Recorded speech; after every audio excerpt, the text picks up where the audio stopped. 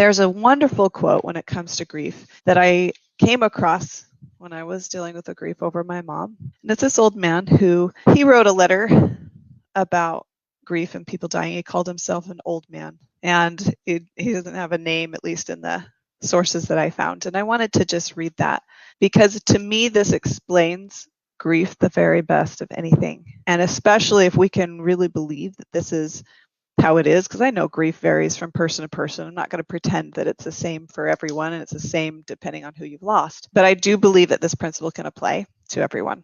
He says, as for grief, you'll find it comes in waves. When the ship is first wrecked, you're drowning with wreckage all around you. Everything floating around you reminds you of the beauty and the magnificence of the ship that was and is no more. And all you can do is float. You find some piece of the wreckage and you hang on for a while. Maybe it's a physical thing. Maybe it's a happy memory or a photograph. Maybe it's a person who is also floating.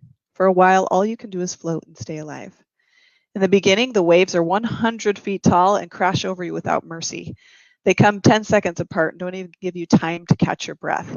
All you can do is hang on and float. After a while, maybe weeks, maybe months, you'll find the waves are still 100 feet tall, but they come further apart. When they come, they still crash all over you and wipe you out. But in between, you can breathe, you can function. You never know what's going to trigger the grief. It might be a song, a picture, a street intersection, a smell of a cup of coffee.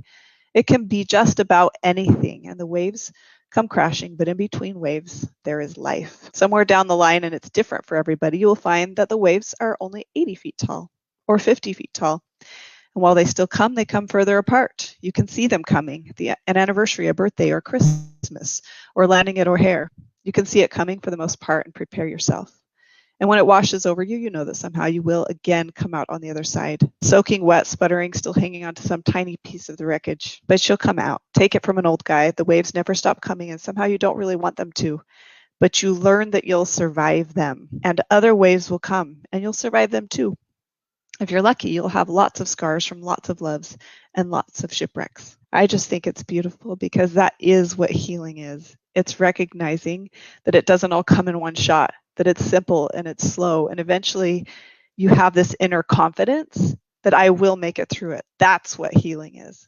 There's a confidence that we can sit in our emotions and feel them, but they don't take us out. They don't ruin us. It's not the same as the first day. It continually gets better.